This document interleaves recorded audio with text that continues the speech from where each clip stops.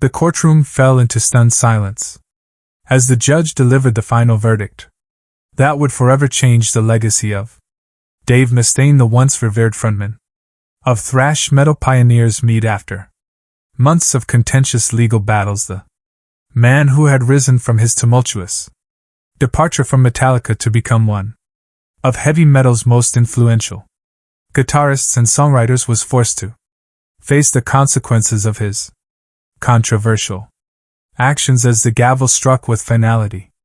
Mustaine's shoulders slumped visibly, his trademark fiery demeanor crumbling before the eyes of his supporters and critics alike. The shock of reality seemed to wash over his face, the realization that decades of building his musical empire had culminated in this moment of judgment. For nearly 40 years, Mustaine had dominated the metal scene, with Megadeth convincing millions that his approach to thrash metal was revolutionary. His intricate guitar work, technically complex compositions, and politically charged lyrics had earned him international fame and a fortune estimated in the tens of millions. The band had sold over 38 million records worldwide, received 12 Grammy nominations, and fundamentally shaped the thrash metal genre alongside Metallica, Slayer, and Anthrax. But as the music industry evolved and society's tolerance for controversial statements shifted, Maine's outspoken nature and provocative comments began to draw increasing criticism from fans, fellow musicians, and industry professionals. The case against him had been building for years, with former band members coming forward with allegations of abusive behavior under his leadership. The prosecution presented damning evidence of his public statements now read through the lens of modern social standards. What had once been dismissed as the controversial opinions of a rocker were reframed as harmful rhetoric, inciting division and promoting conspiracy theories. Expert witnesses testified that his influence as a public figure made his statements not only problematic but potentially dangerous to impressionable fans who looked to him as a cultural icon. The defendant has willfully continued to use his platform to spread harmful rhetoric, despite overwhelming evidence of its negative impact, the judge stated firmly, the microphone amplifying her words throughout the hushed courtroom. This court finds that a clear message must be sent to the industry and the public about the standards we expect from those with significant cultural influence in our society. Mr. Mustaine has repeatedly hidden behind the shield of artistic expression while engaging in behavior that this court finds indefensible. The sentence was severe: permanent dissolution of Megadeth in its current form, substantial financial penalties amounting to millions in damages, and a prohibition from performing his catalog of music professionally again. Most devastating was the court-ordered public statement Mustaine would be required to make, acknowledging that many of his past statements were now considered harmful, and apologizing for the impact they may have had. His empire, built over 4 decades of relentless touring, recording, and brand building, was dismantled in a matter of minutes outside the courthouse. Chaos erupted as news of the verdict spread. Devoted fans wept openly, holding vintage Megadeth albums and concert tickets, some having traveled from across the country to show support for their hero. This is the death of metal, shouted one fan wearing a vintage piece. Sells, but who's buying t-shirt? They're trying to sanitize everything that made the genre great. Free speech advocates decried the ruling as censorship disguised as justice. Organizing impromptu protests on the courthouse steps, industry professionals spoke of a watershed moment that would forever change how artists express themselves in public forums. For Dave Mustaine, the verdict represented more than just professional ruin. It was the collapse of his entire identity. Born in Lame Mesa, California, he had overcome a troubled childhood marked by poverty and an abusive home. Ultimately his downfall behind the aggressive persona he presented on stage.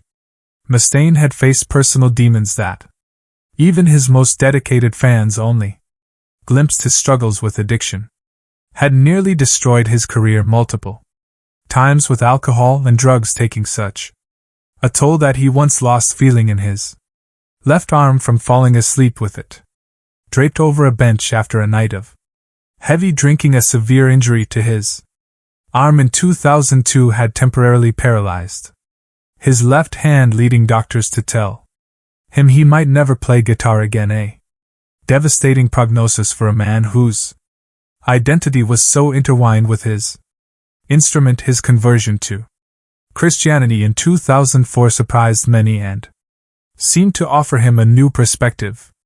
But the anger that had fueled his music never truly abated. Dave tied his entire identity to being the mastermind behind Megadeth, said a former bandmate who requested anonymity, citing fear of retaliation. The band has had over 20 different members over the years, and that's not a coincidence. He demands absolute control, and when someone challenges him there, out when public opinion began to turn against his statements, he couldn't adapt, because it would mean acknowledging that a fundamental part of his persona was no longer acceptable. His stubbornness ultimately destroyed him. Those who worked closely with Mustaine described a complex figure, a musical genius with an uncompromising vision, but also a man haunted by perceived betrayals and obsessed with maintaining his legacy. There are two Dave Mustaines, explained a former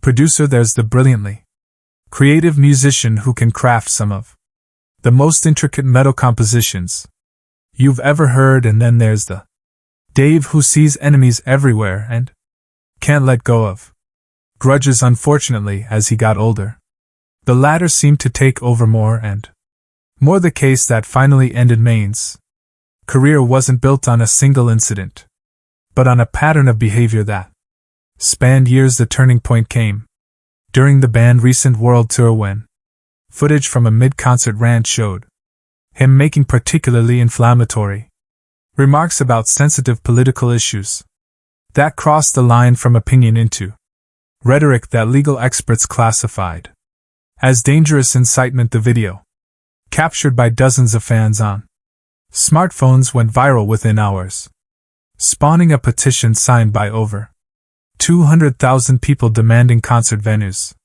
cancel upcoming Megadeth performances. Though he initially defended his right to free speech, claiming his words were taken out of context, the public outcry opened the floodgates for further scrutiny. Former band members, many of whom had remained silent for years due to non-disclosure agreements or fear of being blacklisted in the industry, began coming forward with their own stories. David Ellison, Meade's longtime bassist who had previously been dismissed from the band, broke his silence with detailed accounts of psychological statements and interview news on social media and from the stage. What we've learned about the responsibility of public figures and the impact of their rhetoric in the past decade has completely transformed how we approach freedom of expression, testified Dr.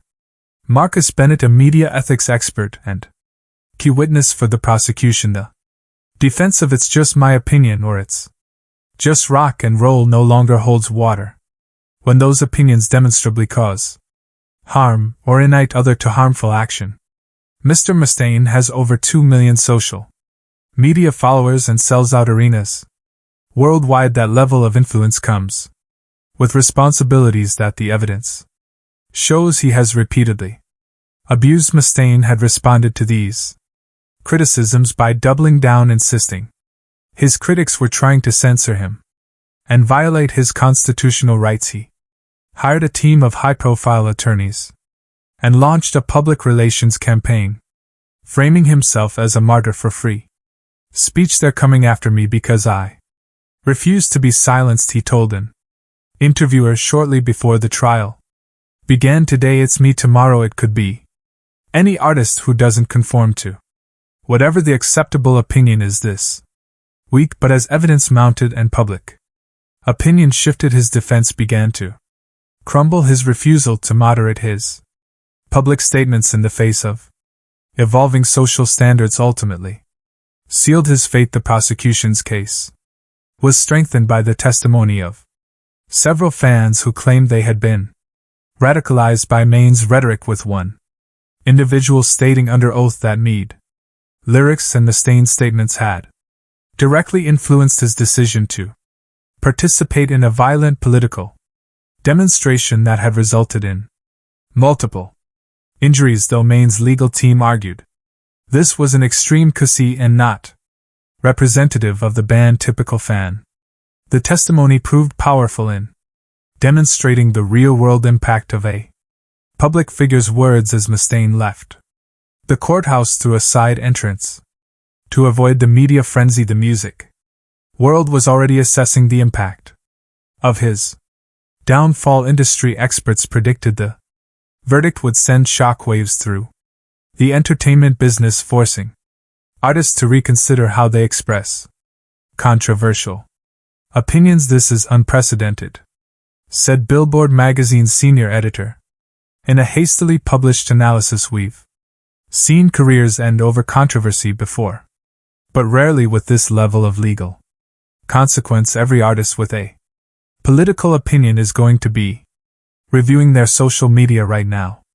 Record labels that had once tolerated or even encouraged provocative statements from their artists were already the band through every lineup change and controversy. We cannot in good conscience continue. The music will always mean something to us, but we must acknowledge the harm that has been caused for his most devoted fans. The fall of their hero was difficult to accept. Online forums filled with heated debates, with some refusing to believe the evidence presented in court and constructing elaborate conspiracy theories about why Mustaine had been targeted. Others reluctantly acknowledged that they had been blind to the problematic aspects of their idol, sharing stories of how they had defended his statements without considering their broader impact. As the dust began to settle in the weeks following the verdict, speculation turned to what would